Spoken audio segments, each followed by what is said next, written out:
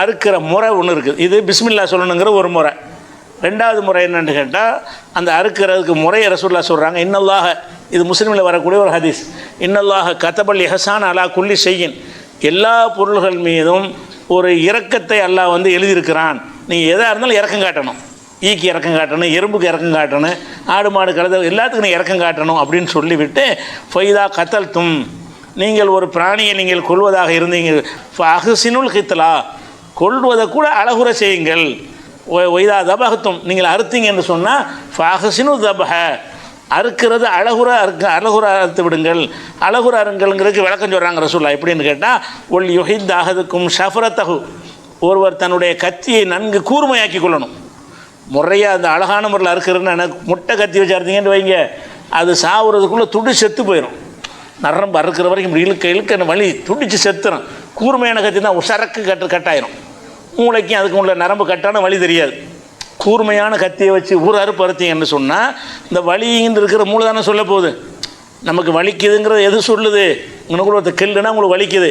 வலிக்குதுன்னு எதை வச்சு சொல்லுது? மூளையில் தான் அது உணருது. இங்கனுக்குள்ளே கில்றான் வலிக்குதுங்கிறத சொல்லக்கூடியது எது? மூளை. இந்த அழுத்தத்தில் இதை பண்ணுறான் அப்படின்னு சொன்னோன்னா வலி மாதிரி உங்களுக்கு காட்டுது, நீங்கள் தப்பிச்சுக்கிறதுக்காக வேண்டி. அப்போ இந்த வலியிலையெல்லாம் நம்ம மனுஷனுக்கு சொல்லக்கூடியது எதுன்னு கேட்டால் மூளை தான். அப்போ மூளையில் உள்ள இந்த நரம்பை கட் பண்ணக்குவதற்கு என்னவாக இருக்கணும்னா கத்தி கூர்மையாக இருக்கணும்.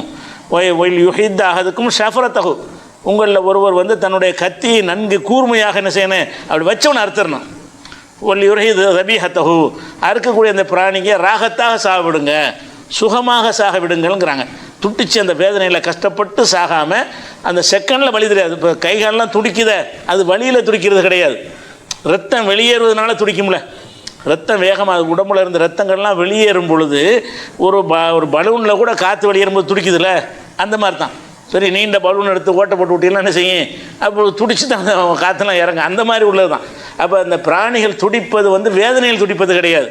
அதில் இருக்கிற ரத்தம் ஒன்று வெளியேறும் பொழுது அது என்ன செய்யும், இழுக்கும் பொழுது துடிப்பு வருது. அது வேதனையில் துடிக்கிறது கிடையாது என்று என்ன செய்கிறாங்கன்னா, இன்றைக்கு மருத்துவ உலகத்தில் ஆய்வு செஞ்சு நிரூபிச்சிருக்கிறாங்க. எந்த நிரூபிச்சிருக்கிறாங்கன்னு கேட்டால், இஸ்லாமிய முறைப்படி ஒரு 10 பிராணியை தேர்ந்தெடுத்து அறுக்கிறாங்க. இன்னொரு 10 பிராணியை வந்து வேறு முறையில் சாவடிக்கிறாங்க. கழுத்தை நெரிச்சு அதில் தண்ணியில் முக்கி இப்படி ஒரு 10 பிராணி, இப்படி ஒரு 10 பிராணி. அந்த 10 பிராணியை வந்து லண்டனில் வச்சு இதை சோதனை பண்ணுறாங்க. அந்த பிராணிகளுக்கு என்ன செய்கிறாங்கன்னா, அதுக்கு மூளையில் வந்து இசிஜி இஇஜி ரெண்டும் பொறுத்துறாங்க. ஹார்ட்டில் இருந்து மூளைக்கு என்ன செய்கிறாங்க, இசிஜிங்கிறதும் இஇஜிங்கிற வச்சு அந்த நரம்பை பொருத்தி கனெக்ஷன் கொடுத்துட்றாங்க. அப்போ அதனுடைய ஒவ்வொரு இதய துடிப்பு எல்லாமே நமக்கு தெரியுது. தெரிஞ்சால் என்ன ஆகுதுன்னு கேட்டால், அந்த சோதனை பண்ணி அறுக்கிறாங்கல்ல, இஸ்லாமிய முறைப்படி அறுத்த உடனே அது நின்றுது. மூளையோட தொடர்புள்ள நரம்பு நின்று, மூளையோட செயல்பாடுமே இல்லை, அது வலிக்கலை. அதுக்கு வலிக்கவில்லை என்று உணர்கிறார்கள். வேறு மாதிரி சாவடித்ததை பார்த்தீங்கன்னு சொன்னால் அதில் இறங்க அந்த மூளையுடைய துடிப்பு தெரிகிறது. அந்த வேதனையினால் என்ன செய்கிறது, ஏறி இப்படி காட்டுமில்ல, ப்ரெஷர்லாம் காட்டுதில்ல, அந்த மாதிரி அந்த மீட்டரில் வந்து காட்டுகிறது.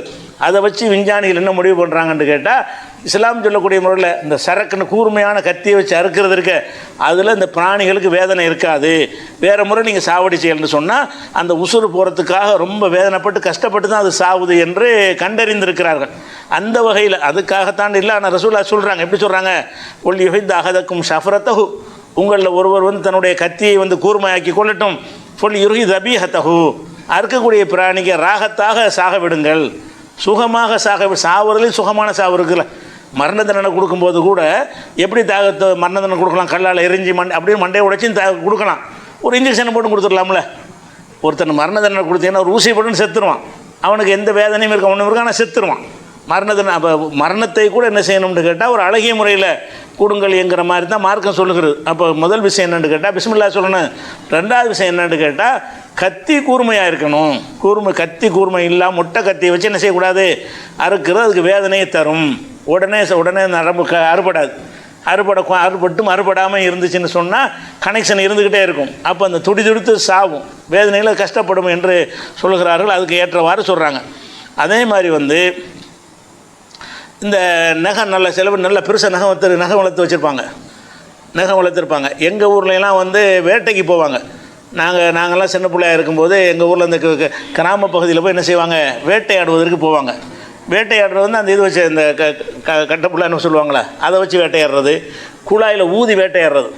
நீண்ட குழாய் வச்சுருப்பாங்க, அதில் வந்து இந்த களிமண் உருண்டையை போட்டு ஊதுவாங்க குருவிகளை, கரெக்டாக பட்டு பொத்துன்னு விழுந்துடும். அப்போ அவங்க என்ன செய்வாங்கன்னு கேட்டால், அது விழுந்த குருவியை அறுக்கணுங்கிறதுக்காக வேண்டி நகத்தினால் அறுப்பாங்க. பெரிய நகம் வச்சுருப்பாங்க, கீழே விழுந்தோன்னு என்ன செய்வாங்கன்னு கேட்டால், அது ஹலால் நினச்சிக்கிட்டு அந்த காலத்தில் சட்டம் தெரியாமல் நாங்கள்லாம் சின்ன பிள்ளைகள் இருக்கும்போது அது மாதிரி நாங்கள்லாம் கூட போய் பார்த்துருக்குறோம். வேட்டையாட போகக்கூடியவர்கள் என்ன செய்வாங்கன்னு கேட்டால் நகத்தினால் பண்ணுவாங்க. ரசூல் என்ன செய்கிறாங்கன்னு கேட்டால், இல்லா பி சின்னின், நகத்தை கொண்டு நீங்கள் என்ன செய்யக்கூடாது இருக்குது. ஆடு மாடையெல்லாம் நகத்தை கொண்டு ஒன்றும் செய்ய முடியாது, கோழி குருவியெல்லாம் செய்யலாம். நகத்தினால் கிள்ளிலாம் ஒரு ஆட்டை சாவடிக்க முடியாது. ஆனால் ஒரு கோழி என்ன செய்ய முடியும், அந்த நல்லபடி கிள்ளனியெல்லாம் செத்து போயிடும், அது கூர்மையாக தான் இருக்கும். அது மாதிரி சின்ன சின்ன காடை, கவுதாரி, இந்த மாதிரி சிட்டுக்குருவி, இதுக்கு என்ன பெரிய நரம்பு இருக்க போது, கிள்ளினா செத்து போயிட போகுது. அப்போ அந்த மாதிரி செஞ்சாலும் அது செத்துரும், ரத்தம் வந்துடும்னு சொன்னாலும் நீங்கள் வந்து இல்லாபி சின்னின், அது வந்து பல்ல கொண்டு இருக்கக்கூடாது, லுஃப்ரின், நகத்தை கொண்டு இருக்கக்கூடாது, கடித்து சாவடிக்கிறது. கடித்து கரெக்டாக நரம்பு என்ன பிடிச்சிக்கிட்டு கோழியை பிடிச்சி நறுக்குன்னு கடிக்கிறது, அதுவும் அறுத்துருச்சின்னு எடுத்துக்கிற முடியுமான்னா எடுத்துக்கிற முடியாது. அந்த என்ன உங்களுக்கு அறுப்பதுடைய சட்டம் என்னென்னு கேட்டால், கூர்மையான கத்தியை கொண்டு தான் இருக்க வேண்டுமே தவிர அந்த பல்லை கொண்டு நகத்தை கொண்டு என்ன செய்யக்கூடாது, அறுத்தரக்கூடாதுன்னு சொன்ன விஷயம் வந்து நசையில் ஆதாரப்பூர்வமான ஒரு ஹதீஸில் இருக்கிறது. அதே மாதிரி வந்து சில இதெல்லாம் ஒரு முறை இருந்தாலும் சில நிர்பந்தங்களுக்கு இது மாற்றமாக இருந்தாலும் தப்பு இல்லை. இதுதான் சட்டம், இதுதான் சட்டம். சில நிர்பந்தமான ஒரு நிலையில் கத்தி கிடைக்கல, அறுத்து ஆகணுங்கிற ஒரு சூழ்நிலை ஏற்படுகிறது. அப்படி ஏற்படும் என்று சொன்னால் அறுக்காமல் விட்டோம்னா ஒரு சாவை கிடக்குது ஒரு பிராணி, அங்கனுக்குள்ளே கத்தி ஒன்றுமே இல்லை, போய் வீட்டுக்கு போய் கத்தி எடுத்துகிட்டு வர்றதுக்குள்ளே செத்துரும்னு இருக்குது. இப்போ செத்துச்சின்னு சொன்னால் ஒரு 10,000 20,000 லாஸ்ட் தானே. ஒரு ஆடுனா 20,000 30,000 இருக்குமா இல்லையா, ஒரு மாடுனா 50,000 இருக்குமா இல்லையா. அந்த அந்த மாடு மயங்கி விழுந்துருச்சு, பார்த்தா மூச்சு வாங்கிட்டு இருக்கு, கொஞ்சம் நேரத்தில் செத்துரும்னு நம்ம தெரியுது. தேடி தேடி பார்க்குறோம், கையில் கத்தியும் இல்லை, தேடினாலும் கிடைக்க மாட்டேங்குது. அப்போ நம்ம வீட்டுக்கு போய் தான் கத்தி எடுத்துகிட்டு வரணுமா இருந்தால் அதுக்குள்ளே செத்து போயிடும். செத்து போனால் சின்ன விஷயம் கிடையாது, செத்தா உங்களுக்கு 50,000 நஷ்டம்.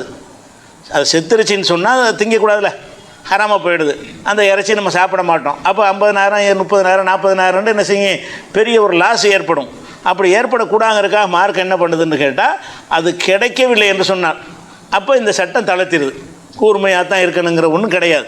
அது எங்கே வருதுன்னா, புகாரில் வருகிறது என்ன வருதுன்னு கேட்டால், கஅப் இப்னு மாலிக்குங்கிற ஒரு சஹாபி, அவர் நிறைய ஆட்டு பண்ணை வச்சுருக்கிறார், ஆட்டு மந்தை வச்சுருக்கிறார். அந்த ஆட்டு மந்தையை மேய்க்கிறதுக்கு ஒரு சிறுமியை நியமனம் பண்ணியிருக்கிறார். ஆடை மேய்ச்சிட்டு வர்றதுக்கு ஆட்கள் வச்சுருப்பாங்கள்ல, வச்சுருக்கிறார்.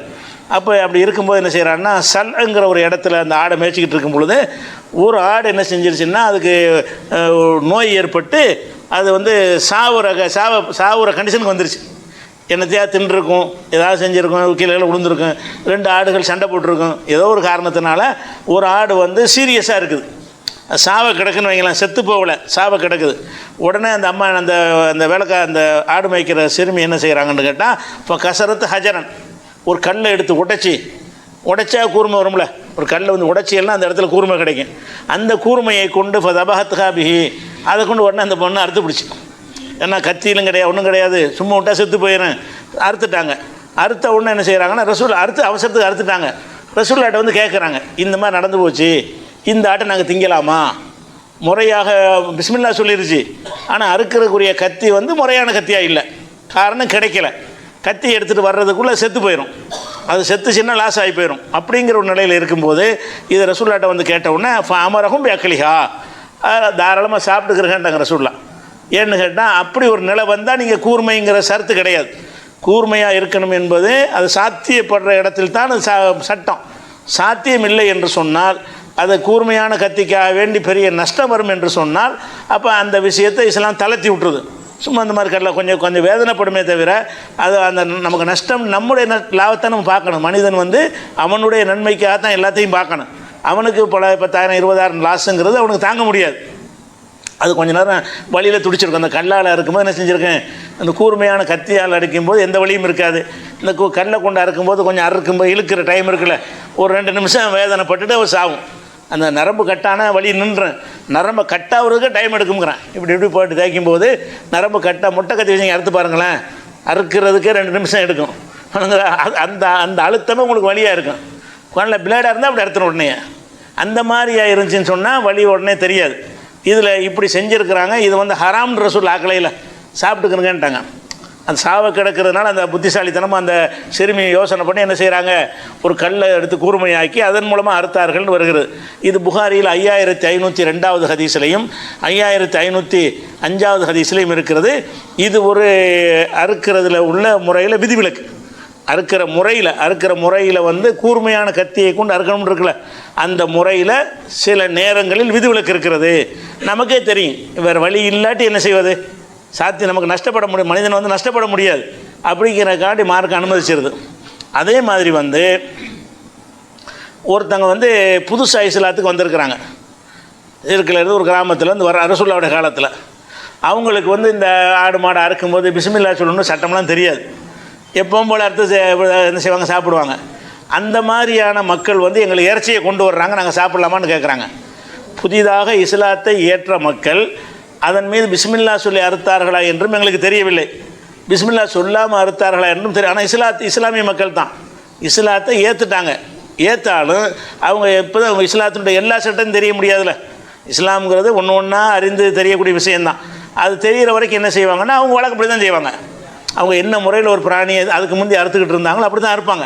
இஸ்லாத்த சட்டங்கள்லாம் தெரிஞ்ச பிறகு பிஸ்மில்லா அந்த கத்தியை கூர்மையாக்கி இதுகள்லாம் வச்சு செய்கிறது எப்போன்னு கேட்டால் அறிந்த பிறகு தான். அப்போ ரசூலுல்லாஹ்ட்ட வந்து கேட்குறாங்க, ஒரு சில சமுதாயத்தினர் எங்கள் ஆயிஷா நாயகி அறிவிக்கிறாங்க, ஒரு கூட்டத்தார் ரசூலுல்லாஹ்ட்ட வந்து ஃபத்வா கேட்டு வர்றாங்க. என்ன வர்றாங்கன்னா, இன்ன கௌமன் யாத்தூனா பில் லஹ்மி, எங்களிடத்துல ஒரு கூட்டத்தார் வந்து இறைச்சியை கொண்டு வர்றாங்க.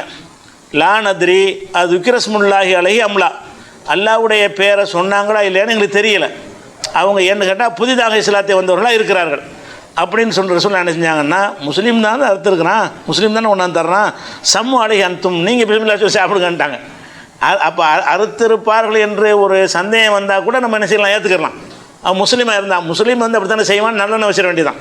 அதான் இஸ்லாத்தை ஏற்றுக்கொண்டு இஸ்லாத்தை முழுமையாக அறியாத மக்கள் கொண்டு தந்தால் கூட நம்ம நம்பி செஞ்சுக்கலாம். சர்டிஃபிகேட்லாம் தேவையில்லை, ஹலால் சர்டிஃபிகேட்லாம் யாருக்கு தேவையில்லை. அவன் இந்த கொள்கை ஏற்ற ஒருவனாக இருப்பானேயானால் ஹலால் சர்டிஃபிகேட் பார்க்க வேண்டியதில்லை. அதை சொல்லிட்டு ஆயிஷா நாயகி விளக்குறாங்க, கானு ஹதீஸை அகதிம் பில் குஃப்ரி, கொஞ்ச நாளைக்கு முன்னாடி தான் குஃப்ரிலேருந்து இஸ்லாத்துக்கு வந்தவங்களாக இருந்தாங்க. அவங்க எந்த கூட்டம் வந்து இந்த இறைச்சியை கொண்டாந்து தர்றாங்களோ அவங்க வந்து ரொம்ப நாள் அவ்வளோ இஸ்லாமாயி கொஞ்ச நாள் தான் ஆகுது. நேற்று முந்த நாளாக இஸ்லாத்துக்கு வந்திருப்பாங்க. வந்த கையோடு என்ன செய்வாங்கன்னா ஒரு ஆட்டை எடுத்து கொண்டாந்து உங்களுக்கு தருவாங்க. நீங்கள் வந்து அதை கேட்குறதுக்கும் தயக்கமாக இருக்கும். இறைச்சியை கொண்டு வந்துட்டாங்க, இது திங்கிறதா இல்லையான்னா என்ன செய்ய, ரசூலுல்லாஹ்ட்ட கேட்குறாங்க, பிஸ்மில்லாஹ் சொல்லி சாப்பிடுங்க, முஸ்லீம் தான் அவன். அப்போ அவன் சொல்லி இருக்காட்டாலும் பரவாயில்லை. அது இதில் என்ன அர்த்தமாகுதுன்னா, அவன் சொல்லாமல் அர்த்தம் கூட புதிதாக வந்தவனுக்கு ஒரு இஸ்லாத்தை ஏற்றுக்கிட்டான், அவன் புதுசாக வந்திருக்கிறான், அவனுக்கு தெரியாட்டாலும் பரவாயில்லை. நீங்கள் பிஸ்மில்லாஹ் சொல்லி சாப்பிட்றீங்கல்ல, அதுவே ரெண்டுக்கும் போதும்.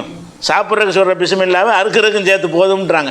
எப்படி சொல்கிறாங்கன்னு கேட்டால், சம்மு அலைஹி அன்தும், நீங்கள் அதுக்கு பிஸ்மில்லாஹ் சொல்லிவிட்டு ஒரு குழு நீங்கள் சாப்பிடுங்க அப்படின்னு ரசூலுல்லாஹ் சொன்னதாக புகாரியில் 5507வது ஹதீஸில் இப்போ அறுத்தல்ங்கிறது அவசியமாக இருந்தாலும் அவங்க அறுத்தாங்களா இல்லையாண்டு இஸ்லாமியர்களை குறித்து சந்தேகம் வந்தால் தான்.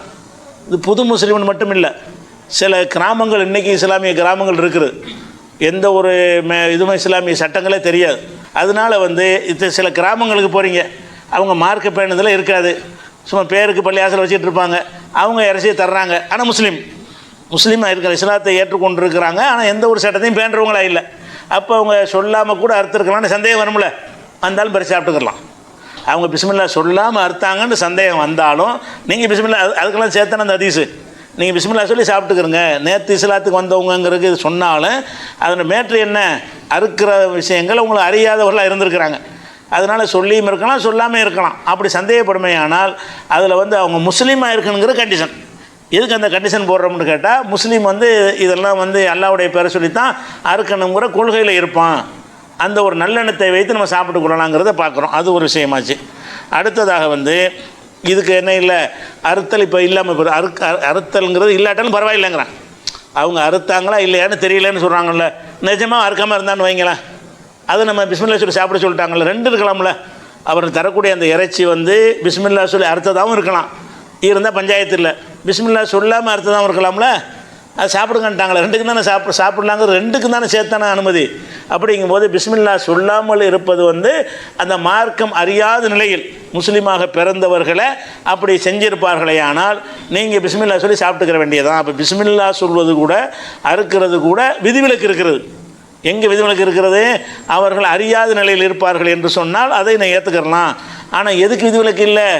இந்த மேற்கத்திய நிறுவனங்கள் நடத்துகிற அந்த சிக்கன் கடைக்கெல்லாம் அந்த விதிவிலக்கு கிடையாது. ஏன்னா அவர்கள் அறுக்கணுங்கிற கொள்கை கிடையாது. அவங்களுக்கு பிஸ்மில்லா சொல்லி அறுக்கணுங்கிறது அவங்களுடைய கொள்கை கிடையாது. அதனால் அதை கண்டிப்பாக தவிர்க்கணும். இதை நம்ம கண்டிப்பாக ஏற்றுக்கலாம். இது ஒரு விஷயமாச்சு. அடுத்ததாக